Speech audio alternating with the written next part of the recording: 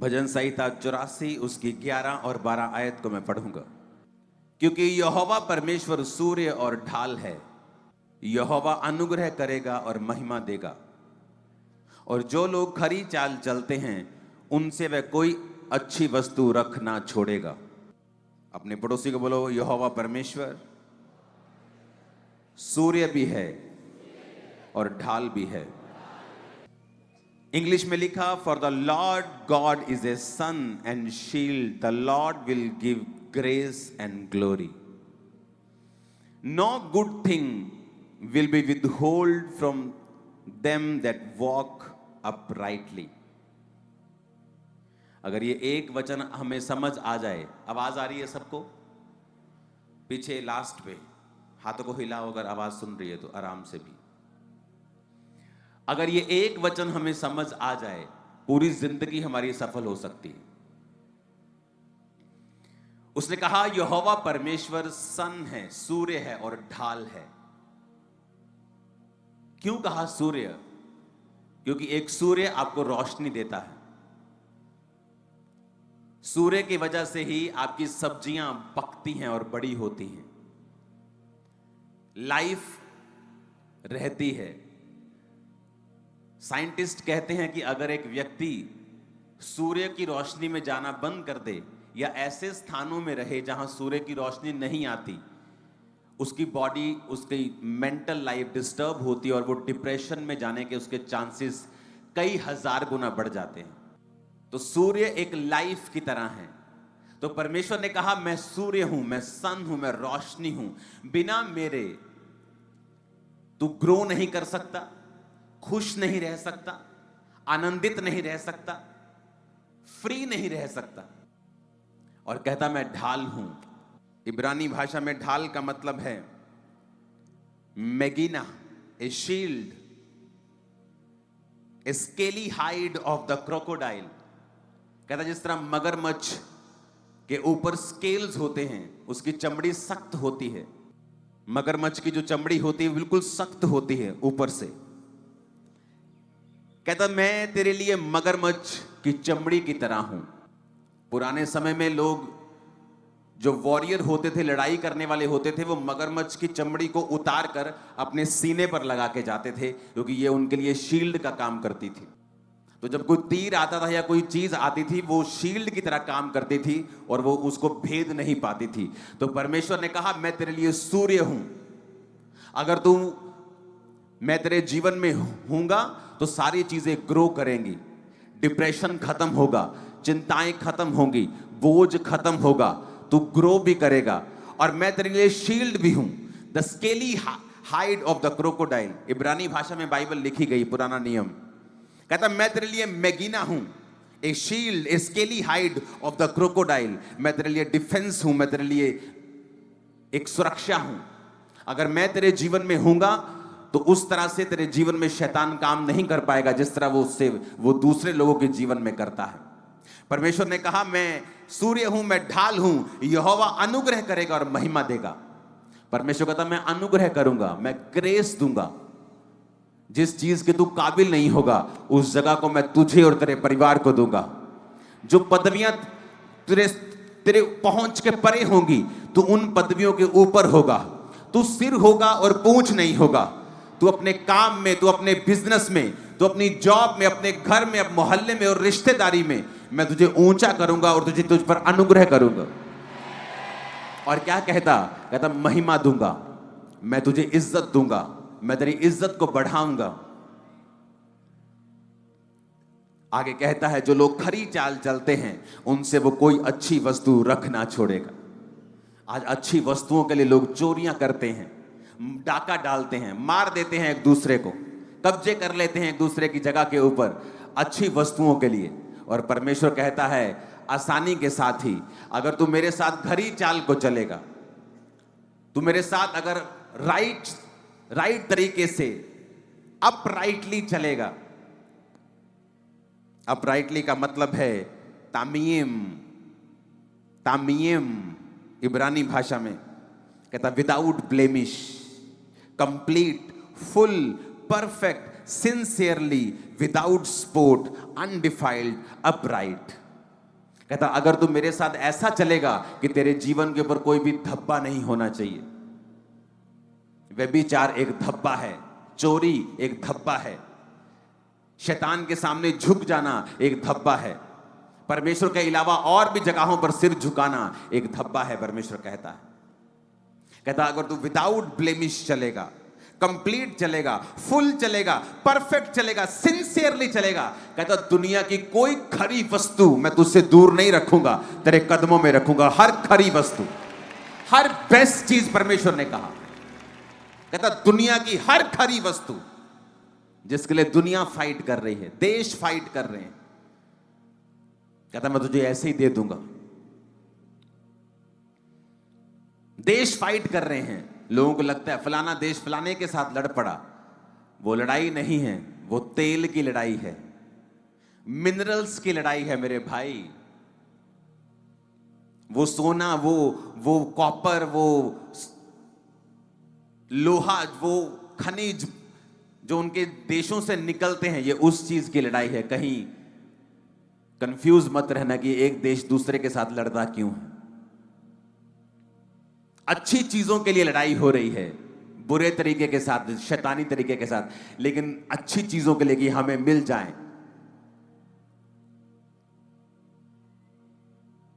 पढ़ के देखो, वर्ल्ड वॉर 1 क्यों हुई, 2 क्यों हुई? कब्जा करने के लिए, क्योंकि उस देश पर तेल निकलता है, मुझे वो देश चाहिए। फलाना कहता नहीं मैं उस देश पर कब्जा करूंगा, मुझे वो तेल चाहिए जो जमीन से निकल रहा है। और परमेश्वर कहता है जो लोग खरी चाल चलते हैं, इंटेग्रिटी के साथ, without blemish, without sport, complete, full, perfect और सिंसियरली, कहता मैं कोई खरी वस्तु, उसने ये नहीं कहा दुनिया की कुछ खरी वस्तुएं, कहता मैं कोई खरी वस्तु, कोई खरी वस्तु, कहता एक भी खरी वस्तु ऐसी नहीं होगी जो तेरे कदमों के बीच में ना हो। सारी खरी वस्तुएं कहता मैं तेरे कदमों में रख दूंगा। कहता कोई अच्छी वस्तु,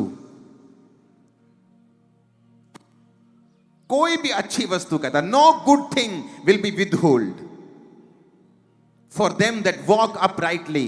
कहता जो लोग खरी चाल चलते हैं, वॉक अपराइटली, तामीम, खरी का मतलब तामीम, ट्रुथ के साथ, विदाउट ब्लेमिश, विदाउट स्पॉट, कोई धब्बा नहीं जिनकी जिंदगियों के ऊपर। कहता मैं कोई खरी वस्तु रख नहीं छोड़ूंगा। वो तुम्हारी फैमिली हो, पार्टनर हो, बिजनेस हो, सेवकाई हो, हर एक खरी वस्तु परमेश्वर कहता मैं तुझे दूंगा जो लोग खरी चाल चलते हैं। कितना आसान है परमेश्वर से लेना, और हमने कितना मुश्किल बना दिया है, क्योंकि पेशेंस की कमी है। हमें हर चीज फास्ट चाहिए, हर चीज तेजी से चाहिए।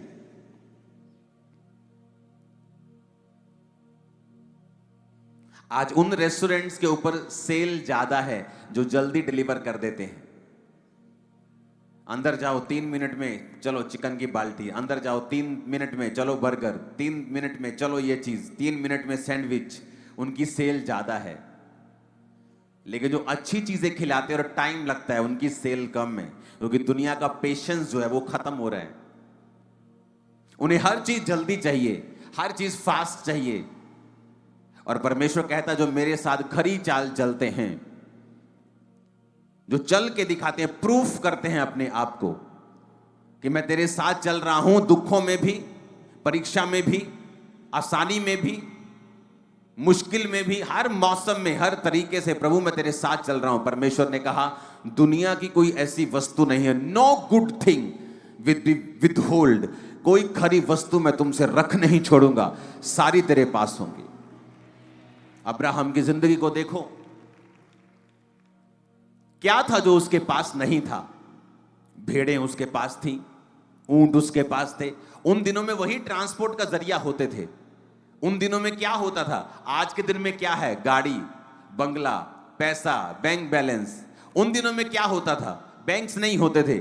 उन दिनों में कौन बैंक बैलेंस था? भेड़ें कितनी हैं, ट्रांसपोर्ट, ऊंट कितने हैं, गधे कितने हैं, खच्चर कितने हैं, जमीन कितनी है। अगर आप अब्राहम को पढ़ें तो वो ऐसा व्यक्ति था कि राजा लोग, जो बड़े बड़े राजाओं को, बड़े बड़े किंगडम को हरा के आते थे, अब्राहम को हरा नहीं पाते थे। और ये नहीं अब्राहम के पास बहुत तगड़ी आर्मी थी, लेकिन जब वो लड़ने के लिए गया लूत को छुड़ाने के लिए, तो 318 कुशल और सिखाए हुए लोगों को लेके गया। लेकिन परमेश्वर उसके संग था, उसने खरी चाल को साबित किया। क्योंकि जब परमेश्वर ने कहा कि अब्राहम अब मैं तुझे बेटा दूंगा जो तेरे निज बेटा होगा, जो तेरी वाइफ से जन्मेगा, उसने कहा परमेश्वर अब कहां बेटा होगा, मेरी वाइफ के मासिक धर्म बंद है और मैं बूढ़ा हो चुका हूं, अब इश्माइल तेरी दृष्टि में बना रहे। यह विश्वास होने के बावजूद भी कि अब उसका निज पुत्र नहीं होगा जो परमेश्वर ने वायदा किया था, अब्राहम फिर भी परमेश्वर के साथ खरी चाल को चल रहा था।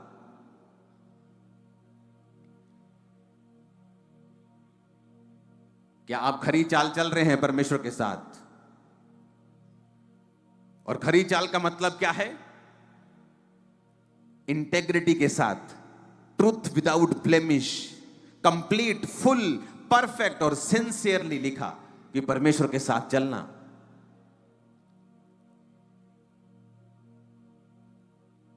दाऊद सिंसियरली परमेश्वर के साथ चला, उससे व्यभिचार हुआ, मिस्टेक्स हुई, उसको सजा मिली,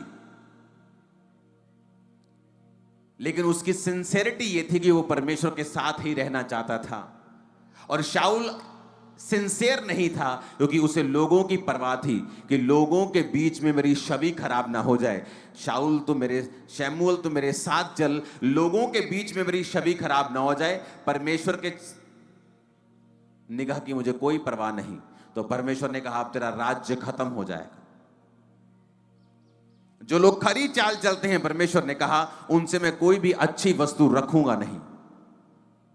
क्या आपको यह वचन आपके दिल में जा रहा है कि नहीं जा रहा? इमेजिन करो परमेश्वर क्या कह रहा है आपको।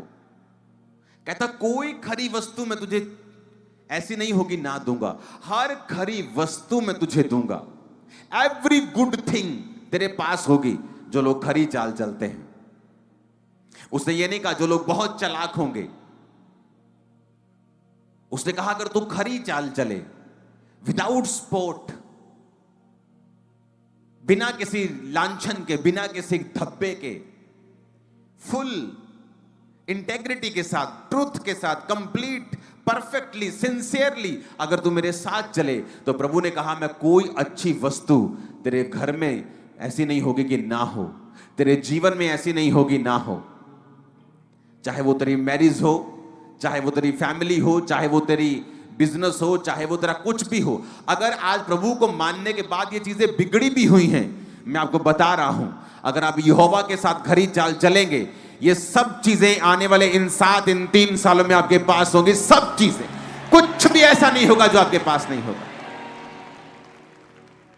अगर आप ये रेमा वचन बना ले तो, अगर आप इसे रेमा वचन बना ले तो कि यार परमेश्वर कह रहा है कोई खरी वस्तु जो मुझे ऐसा लगता है कि मुझे अमेरिका जाके मिल सकती है, जो मुझे ऐसा लगता है कि मैं कनाडा में नहीं पहुंचूंगा तो मुझे नहीं मिल सकती, जो मुझे ऐसा लगता है कि अगर मेरा अमीर बाप ना हो तो मुझे मिल नहीं सकती, जो मुझे ऐसा लगता है कि अगर मैं सुंदर नहीं हूं तो मुझे यह चीज मिल नहीं सकती। परमेश्वर ने कोई कंडीशन नहीं दी। उसने कहा if you walk uprightly, integrity के साथ, ट्रूथ विदाउट ब्लेमिश, कंप्लीट कहता, full, perfect, sincerely, without spot, undefiled, upright, बिना किसी गड़बड़ के, बिना किसी कॉम्प्रोमाइज के, शैतान के साथ। इमेजिन करो अगर यह वचन आपके दिमाग में छप जाए तो, कि प्रभु क्या कह रहा है कि अगर मैं खरी चाल चलूंगा, अगर मैं खरी चाल चलूंगी, तो कहता कोई अच्छी वस्तु मैं रख नहीं छोड़ूंगा, सब तेरे पास होंगी। एवरीथिंग, सारी चीजें, सारी अच्छी वस्तु। इमेजिन कर सकते हो आप? क्या आप इमेजिन कर सकते हो? मुझे नहीं पता आप इस वचन को कैसे ले रहे हो। क्या आप इमेजिन कर सकते हो परमेश्वर क्या कह रहा है? नहीं कर रहे आप इमेजिन। अगर आप आपके दिल में छप गया, मैं आपको कह रहा हूं आप 7 दिन लगातार डांस कर सकते हो इस वचन के लिए। 7 दिन आप जस्ट नाच रहे हो, खुदाबंद ये क्या कह दिया तूने। इतना सामर्थी वचन कि तू कह रहा है कि कोई गुड थिंग, कोई अच्छी वस्तु तेरे जीवन में नहीं होगी जो नहीं हो। और क्या कंडीशन दे रहे हैं? जो खरी चाल चलते हैं। अच्छा, तो मुझे अपना सारा ध्यान हटा के इस वचन पे लगाना है और अपनी चाल को खरा करना है। मैं बिजनेस में जा रहा हूं, क्या मेरी चाल खुदावंद के वचन के अनुसार खरी है कि वहां पर भी मैं झोल झमेले और गद्दारी और बेईमानी कर रहा हूं, तो मेरी चाल खरी नहीं है। कि आप कैसे सोच सकते हैं आप नशा बेचते हो और आप खरी चाल में हो? ऐसा कभी नहीं हो सकता। आप बिजली चोरी कर रहे हो और आप खरी चाल में हो, ऐसा नहीं हो सकता। आप किसी के गिरने की कामना कर रहे हो, आप खरी चाल में हो, ये गलत है, आप गलत हैं, आप खरी चाल में नहीं हैं। विदाउट स्पॉट, विदाउट ब्लेमिश, उसने कहा, फुल परफेक्ट सिंसियरली। कहता अगर तुम मेरे साथ चलेगा, अगर आप इस वचन को समझ जाए, मैं आपको कह रहा हूं, गारंटी देता हूं, आप कभी दुखी नहीं होंगे। कहता हर अच्छी वस्तु, तुम्हें अच्छी वस्तु लगता है कि मेरा बेटा अगर सेट हो जाए, ये मेरी अच्छी वस्तु है, खुदाबंद कहता मैं तुम्हें दूंगा। मेरा शरीर ठीक हो जाए, वो कहता मैं तुम्हें दूंगा। कोई कहता अच्छी वस्तु तुझसे दूर नहीं होगी। जो लोग खरी चाल चलते हैं, अगर ये वचन समझ ही आ जाए इतना, और ये मेरे लिए रेमा वचन अगर बन जाए, जैसे मेरे लिए एक रेमा वचन बन गया था कि हे मेरे प्रिय भाइयों, हिया बांधो, दृढ़ रहो, क्योंकि तुम जानते हो मसीह में की गई मेहनत व्यर्थ नहीं है। ये मेरे लिए रेमा वचन था कि प्रभु ने खास मुझसे बात की है। मेहनत शुरू की, प्रेयर शुरू की, फास्टिंग 40 के बाद 40, लाइफ चेंज हो गई। क्या आप इसको रेमा वचन नहीं बना सकते? आप बना सकते हैं। आप प्रभु को कह सकते हैं। आज प्रॉब्लम क्या है? आप अपना बुरा केस जिसमें आपने गुनाह किए हैं, पाप किए हैं, एक अच्छे वकील को दे दो, हो सकता है वो आपको निर्दोष साबित कर दे। आप गुनहगार नहीं हैं, आपका वकील निकम्मा है, हो सकता है आप कोर्ट में गुनहगार साबित हो जाए। जाके देख लो जेलों में कितने लोग हैं जो इनोसेंट बंद हैं, जिनके कोई गुनाह नहीं किया। आत्मा में आप कैसे हैं?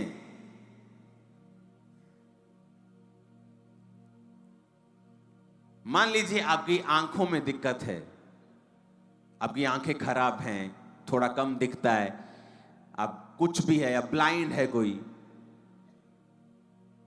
एक है निकम्मे वकील की तरह केस लड़ना। क्या?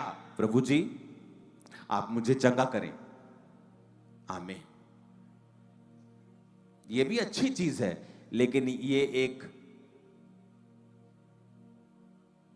निकम्मी केस को लड़ने को दर्शाता है।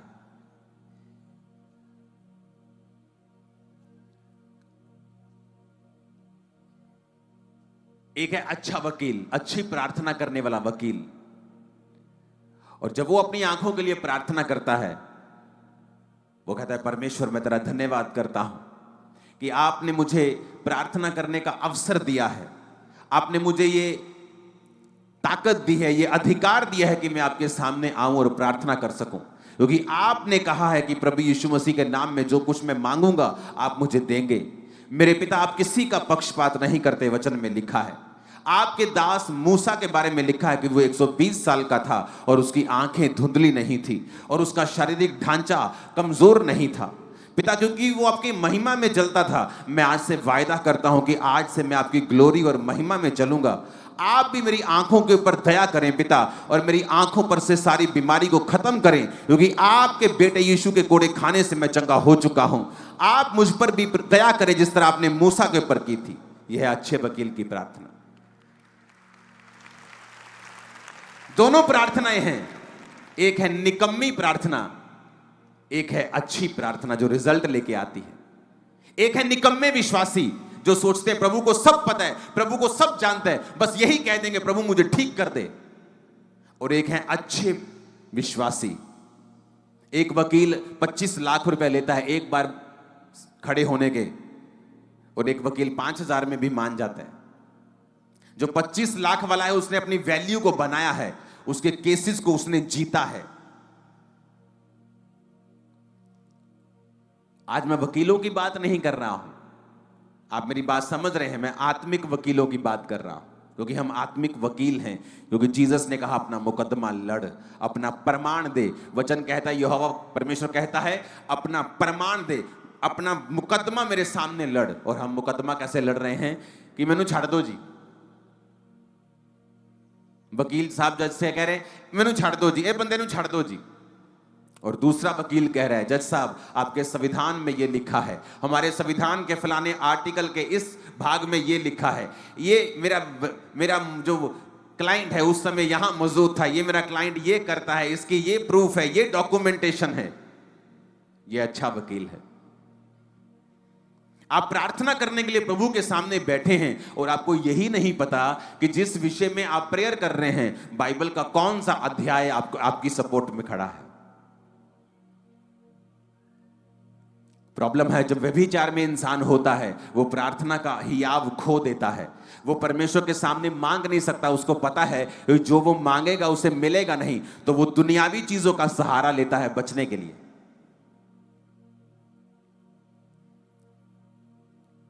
क्योंकि वचन कहता है यूहन्ना की पत्री में कि जब तुम्हें ये हियाव होता है कि तुम परमेश्वर के साथ सही हो और तुमने सही जीवन जिया है, फिर तुम जो कुछ परमेश्वर से मांगते हो प्रभु तुम्हें देता है। अदरवाइज उस चीज को मांगने से पहले जो आपको चाहिए, आप मोस्टली यही प्रार्थना कर रहे होंगे कि प्रभु मुझे माफ कर, मुझे माफ कर। अगर आप एक अच्छे और सिंसियर क्रिश्चियन हैं, आप पहले माफी से होकर गुजरेंगे और जब आपको मालूम हो जाएगा कि आप माफ हो चुके हैं और आपने वो पाप छोड़ दिया है, फिर आप अपनी प्रार्थना रिक्वेस्ट को परमेश्वर के सामने रखते हैं। क्योंकि हम एक अच्छे वकील हैं, निकम्मे नहीं। कितने मेरी बात को समझ रहे हैं? वचन क्या कहता है कि कोई अच्छी वस्तु, परमेश्वर कहता है मैं तुझसे छोड़ूंगा नहीं। तुझे करना क्या है? तुझे सिर्फ खरी चाल चलनी है। उसने ये नहीं कहा अपना देश बदल, अपना बिजनेस बदल, अपना ये कर, कहता बाकी चीजें मैं अपने आप तेरे जीवन में करता जाऊंगा। ऐसी घटनाएं करूंगा, ऐसी चीजें तेरे जीवन में होंगी, ऐसी घटनाएं मैं पैदा करना शुरू करूंगा, ऐसे लोग भेजना शुरू करूंगा, एटमॉस्फेयर चेंज करना शुरू करूंगा। वो सब फिर परमेश्वर करना शुरू करेगा जो तुम्हारी ताकत नहीं कर सकती। वचन कहता है दाऊद खरी चाल चलने वाला व्यक्ति था और शाऊल का बड़ा बेटा योनाथन, जो शाऊल के बाद जिसको राजगद्दी मिलनी थी, उसने कहा दाऊद ये मेरे पिता के बाद ये गद्दी तू संभालेगा। मेरे भाई, वो कोई 5-10 लाख डॉलर की बात नहीं कर रहा था, वो पूरी गद्दी, वो पूरी ऐसे राज्य की बात कर रहा था जो उस टाइम का सबसे अमीर, सबसे प्रफुल्लित, सबसे बड़ा राज्य था इजराइल। सबसे अमीर राज्यों में से एक था इजराइल, उसकी वो बात कर रहा था। क्योंकि जब दाऊद ने परमेश्वर के सामने खरी चाल चली तो परमेश्वर ने कहा हर अच्छी वस्तु मैं तुझे दूंगा। फिर आप किसी को मना नहीं सकते कि यार जो तू एमएलए बनना है तू मुझे बना दे। कहेगा नहीं नहीं यार ऐसे नहीं, तेरे काम कर दूंगा, तू मेरा राइट हैंड बन जा। पर ऐसे कैसे यार गद्दी तेरे को दे दूं? और उधर योनाथन देखो कह रहा है कि मैं गद्दी तेरी है। ये क्या था? खरी वस्तु जो आप अपनी ताकत, अपनी काउंसलिंग, अपने प्रेम से भी किसी से नहीं ले सकते। फिर परमेश्वर आपके जीवन के आसपास ऐसा माहौल बनाना शुरू करता है, जिसको भेजना होगा वो भेजेगा। जब तक आप प्रभु के साथ सही नहीं होंगे और जो लोग आपकी लाइफ के लिए अनफ्रूटफुल हैं, आप उन्हें कभी आउट नहीं कर सकते अपनी लाइफ से। वो आपके साथ जुड़े रहेंगे, वो आपके लिए फ्रूटफुल नहीं है, बल्कि आपके लिए माइनस करने वाले और आपको घटाव करने वाले हैं, लेकिन आप उन्हें निकाल नहीं सकते। लेकिन जब आप परमेश्वर के सामने खरी चाल चलते हैं, परमेश्वर सिस्टम बनाता है। कितने मेरी बात को समझ रहे हैं?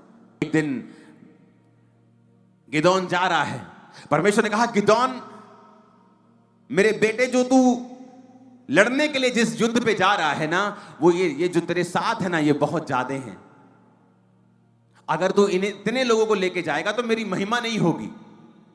सब कहेंगे हम अपनी ताकत से, अपनी गिनती से जीत गए हैं, इनमें से थोड़ों को लेके जा। तो उसने कहा परमेश्वर अगर मैं ऐसे चुनूंगा, चल भाई तू चल, तू रहने दे, तू चल, तू रहने दे, तो लोग कहेंगे गिदोन जो है ये पार्शियल है, ये पक्षपात करता है, कलीसिया में पक्षपात करता है, इसे ले लिया, उसे छोड़ दिया, इसे ले लिया है।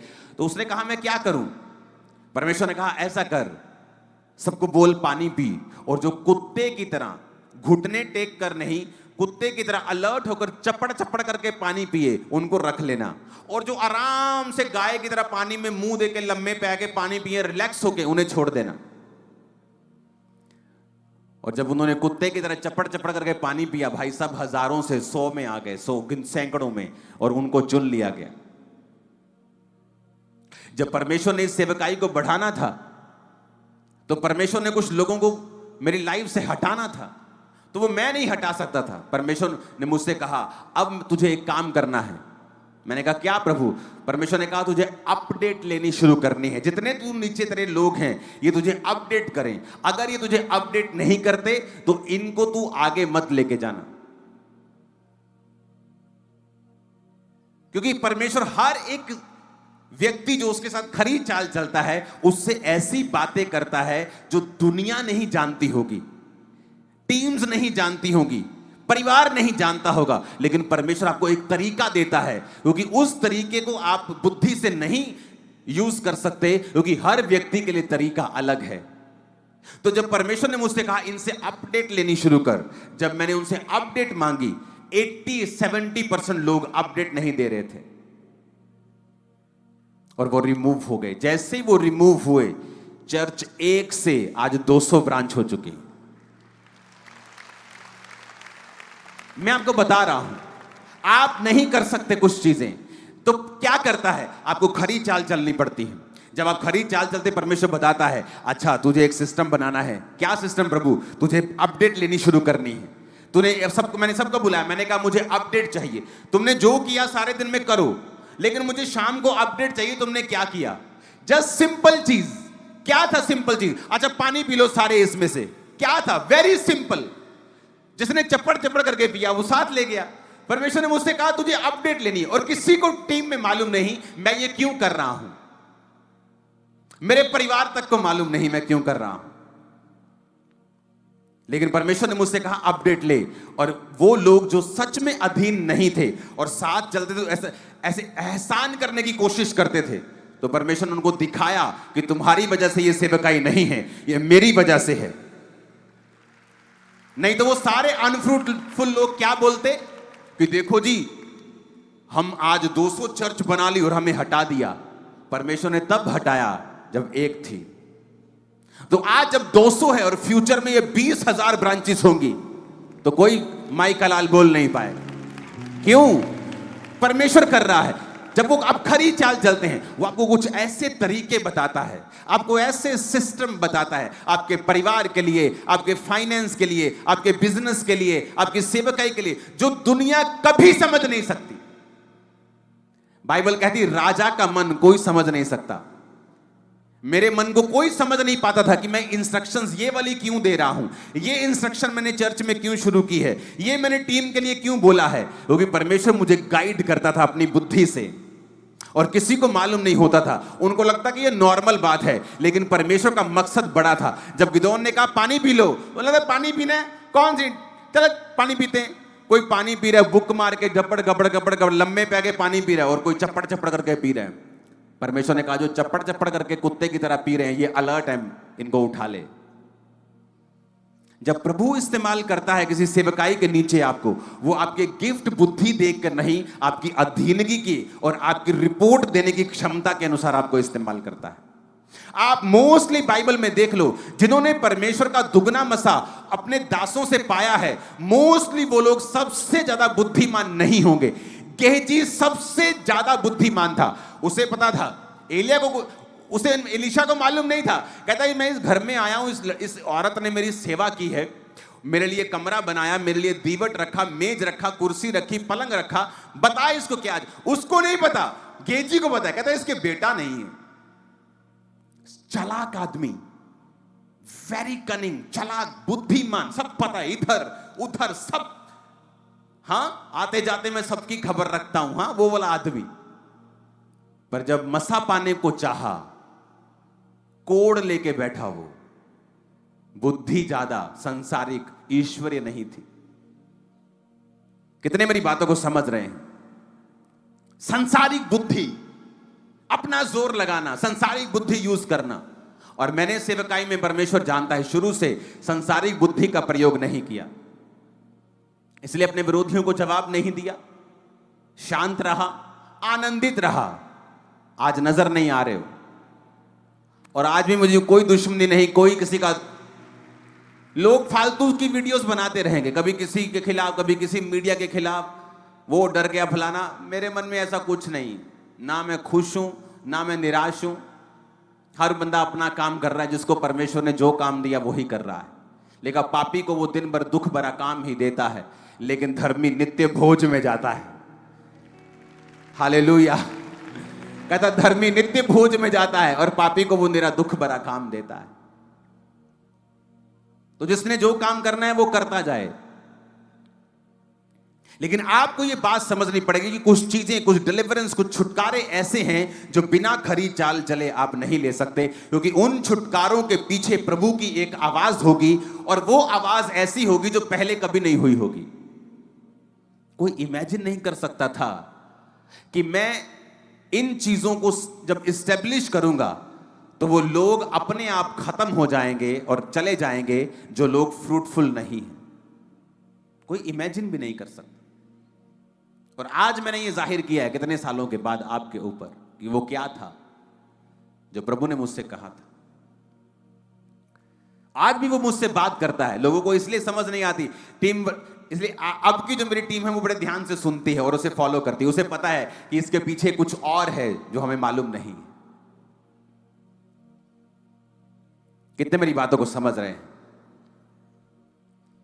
आपको एक रूल बनाना पड़ता है, एक सिस्टम बनाना पड़ता है।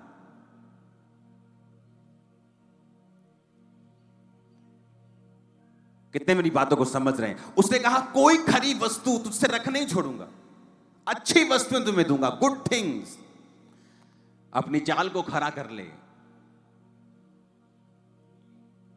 इमेजिन करो, आप यहां से सोचते हुए जा रहे हैं कि प्रभु तूने कहा अगर मैं अपनी चाल को सही कर लूं तो कोई अच्छी वस्तु तो नहीं रखेगा जैसी जो मेरे पास ना हो। इतना कमाल का वर्ड कि कोई भी, उसने ये नहीं कहा बहुतेरी अच्छी वस्तुएं मैं तुम्हें दूंगा, कहता no good thing, no good thing will be withhold. कोई अच्छी वस्तु रखना छोड़ेगा, कोई अच्छी वस्तु।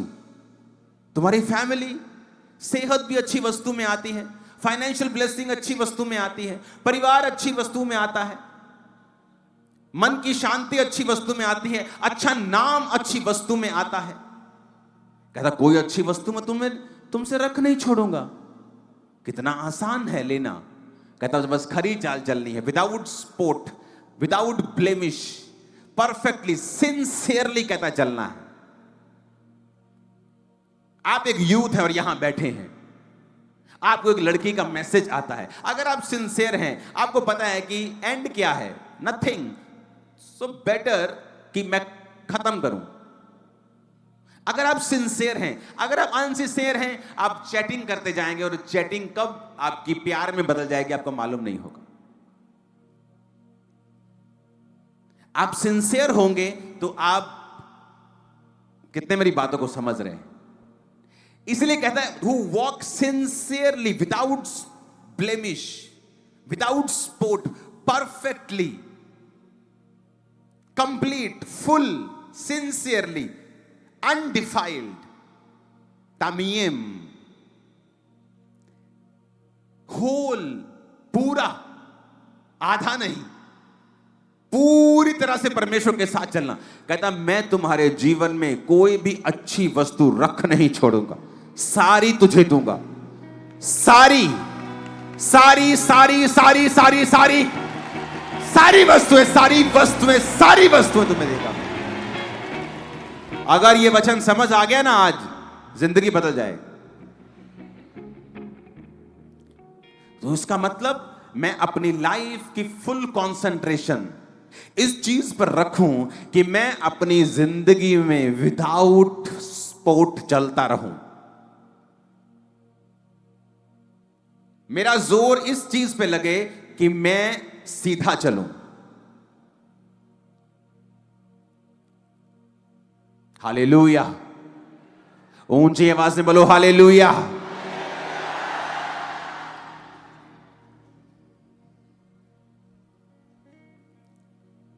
तो ये परमेश्वर आपको देता है जब आप खरी चाल चलते हैं। जनरल ब्लेसिंग्स आती हैं आपके काम, आपके हाथ, आपके किचन पे, आपके जीवन पे जनरल ब्लेसिंग्स होती हैं। स्पेशल ब्लेसिंग आती हैं। खुदावंद आपसे बात करता है जिस तरह उसने गिदौन से की।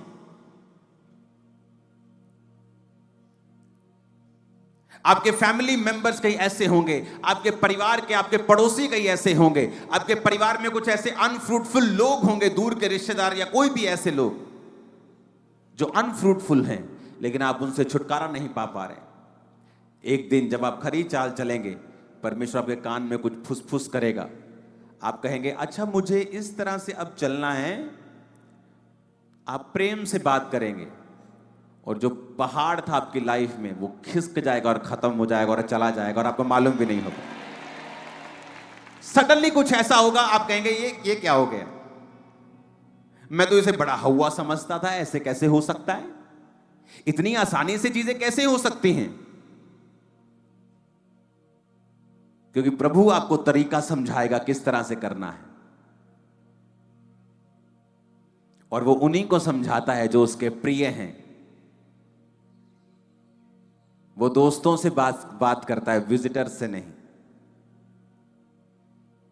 कुछ लोग विजिटर्स हैं, चर्च में आए हैं हीलिंग के लिए, वेट कर रहे हैं अपनी चंगियाई का, और कुछ लोग खुदा के दोस्त हैं।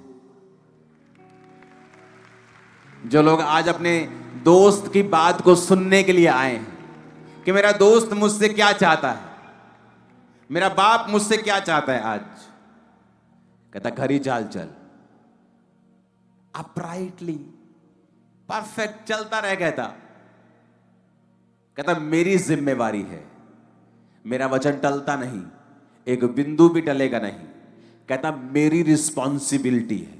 कौन कह रहा है? देश का गृह मंत्री कोई बात बोलता है ना कि ये मेरी जिम्मेवारी है, सब बोलते हैं हाँ भाई इस बंदे ने कह दिया, अब ये करेगा, ये अपनी जुबान का पक्का है।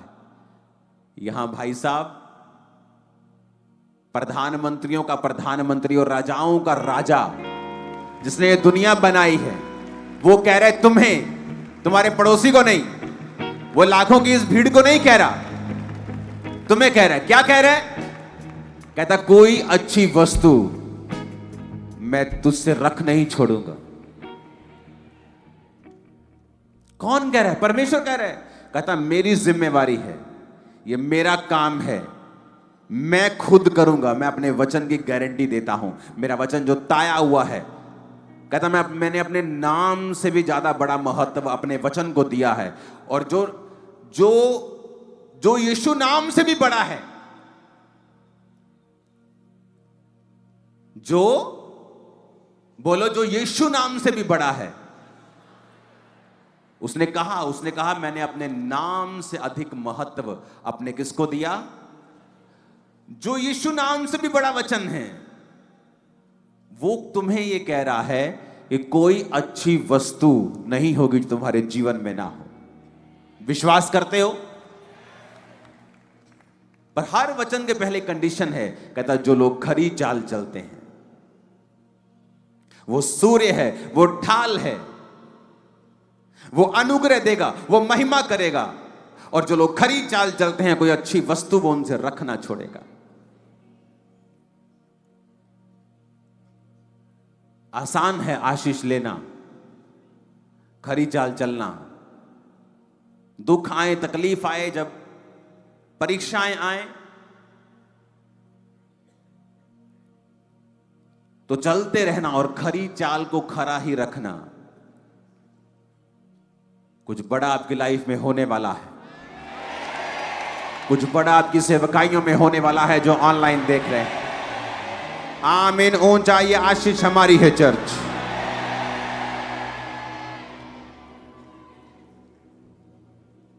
इमेजिन करो, खुदा कह रहा है,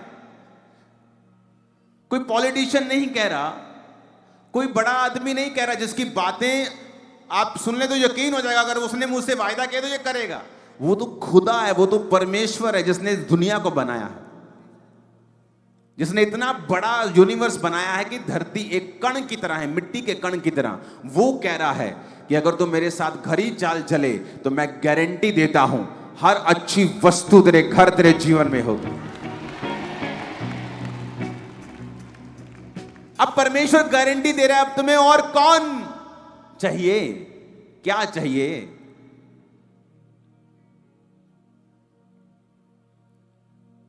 हालेलुया।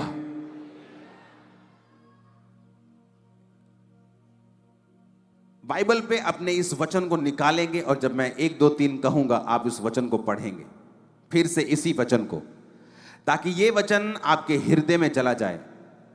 ओके, जो इंग्लिश पढ़ना चाहते हैं वो इंग्लिश में, जो हिंदी पढ़ना चाहते हैं हिंदी में, दोनों वचन आपके सामने आएंगे। आपको ये वचन अपने मन में बसा लेना है। और जब शैतान आपको तंग करे, गरीबी तंग करे, बीमारी तंग करे, तंगी तंग करे, कर्जा तंग करे, इस वचन पर कंसंट्रेशन रखना। कोई वचन अपने आप पूरा नहीं होता, उस वचन पे चलना पड़ता है, उसे पर्सनलाइज करना पड़ता है, उस वचन को मानना पड़ता है, उस पे खड़े रहना पड़ता है, उसे क्लेम करना पड़ता है, फिर वो आपका बनता है। ये तो चर्च में कोई बीमार नहीं होता क्योंकि उसके कोड़े खाने से सब चंगे हो गए, तो फिर भी लोग बीमार बैठे हैं। क्यों? उस वचन को अपना बनाना है, फिर अंगीकार करना है और उस पर चलना है, फिर हीलिंग होगी। आमीन। भजन संहिता 84 उसकी 11 आयत और 12 आयत, 11 और 12 को हम पढ़ेंगे। 1 2 3 सब पढ़ो।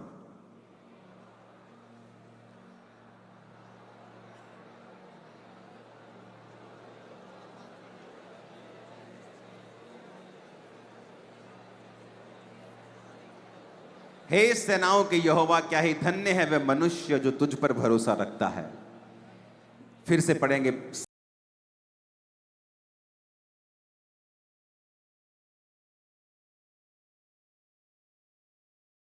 7 बार हम इस आयत को पढ़ेंगे, 7 8 बार, 11 12 आयत को फिर से दूसरी बार।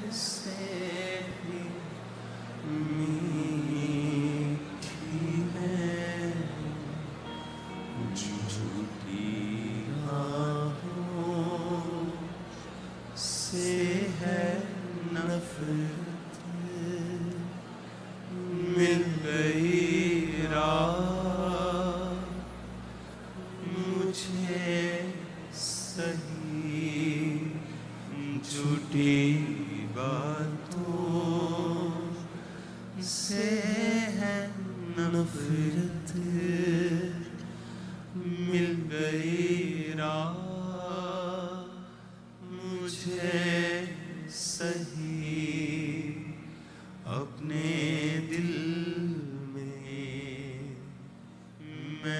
इसको छुपा के